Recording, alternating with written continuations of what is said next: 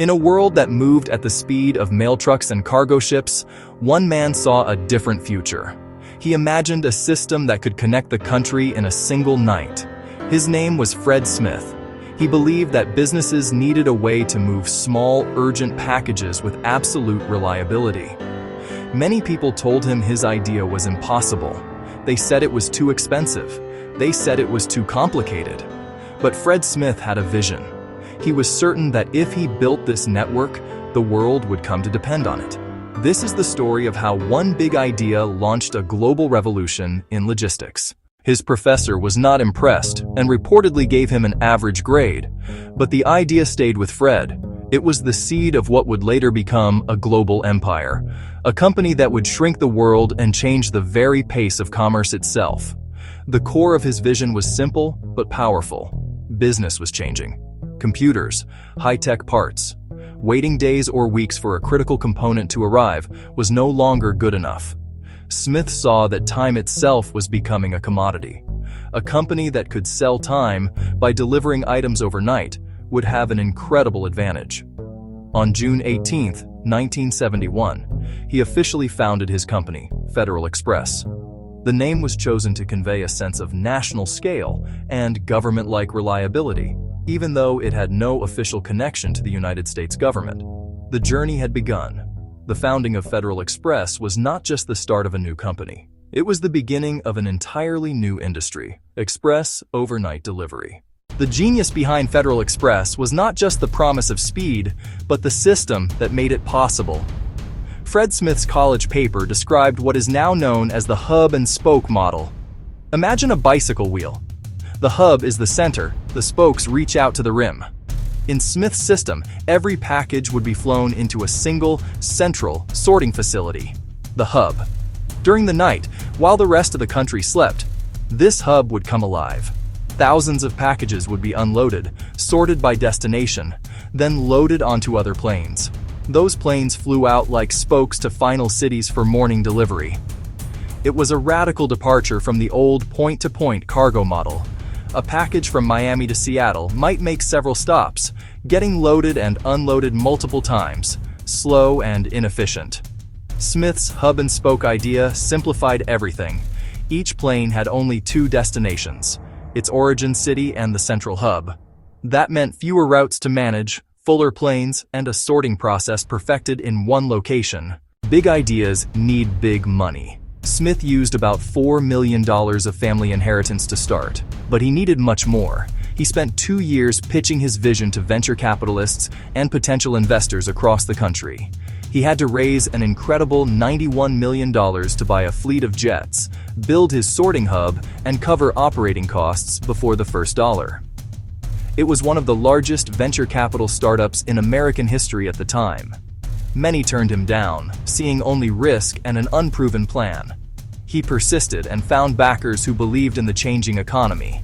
The risks were enormous.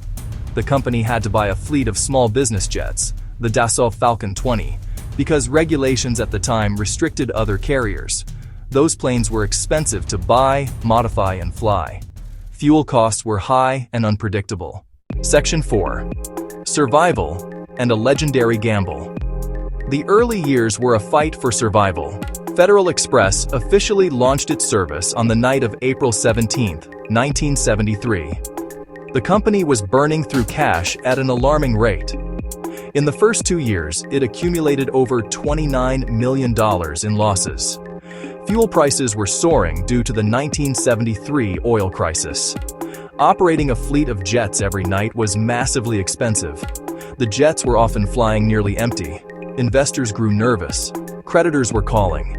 The dream was on the verge of collapsing into bankruptcy. Fred Smith was running out of money and out of time. Payroll was due, and there was only $5,000 left in the bank.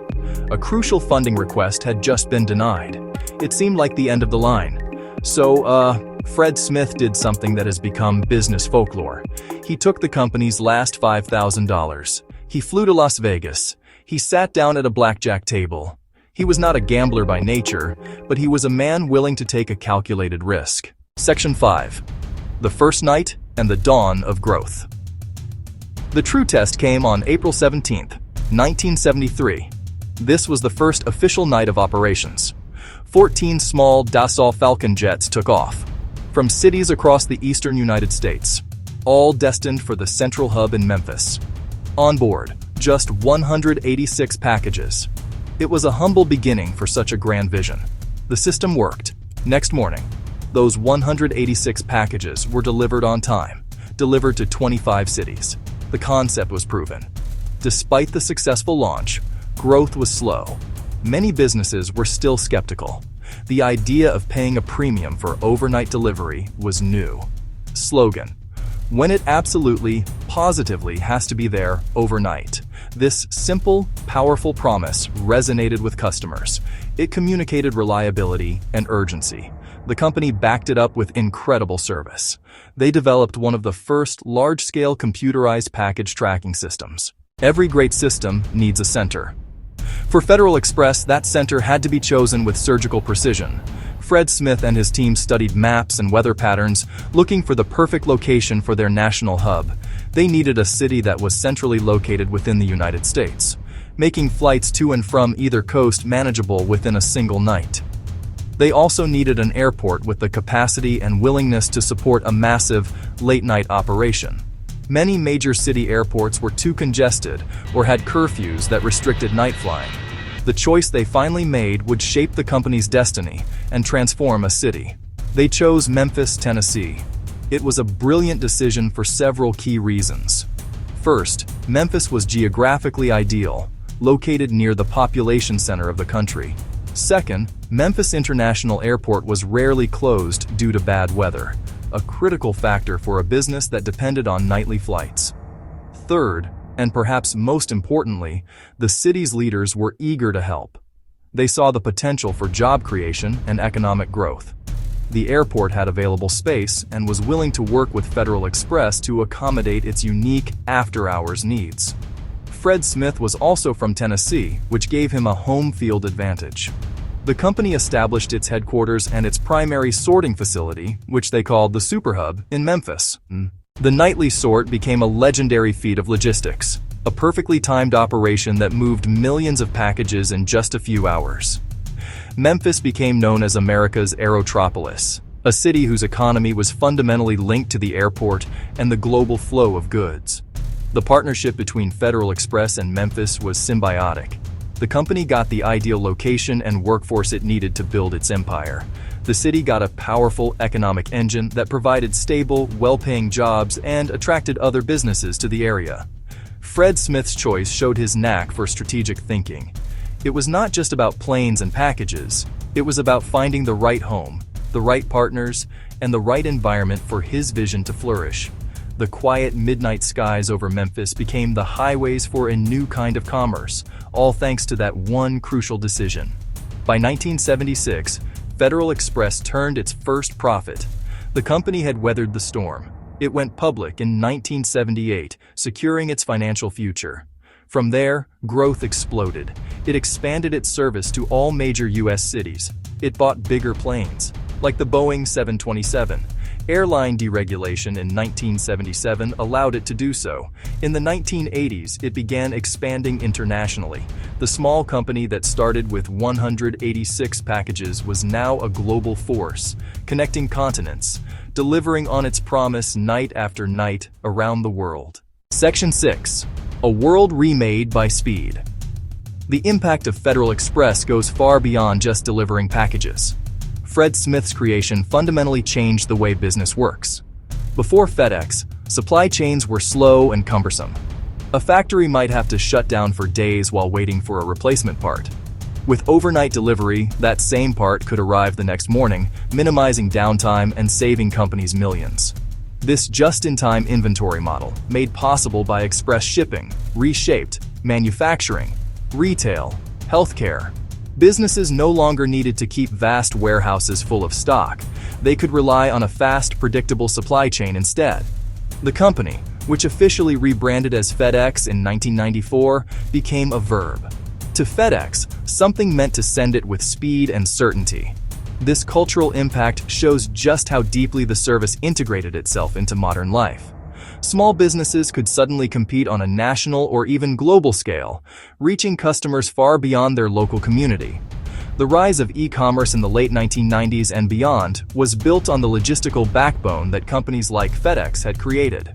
Today, FedEx is a global logistics titan, operating one of the world's largest cargo airlines and a vast network of trucks and sorting centers. The Memphis superhub remains the nerve center, a place where the world's commerce converges every single night.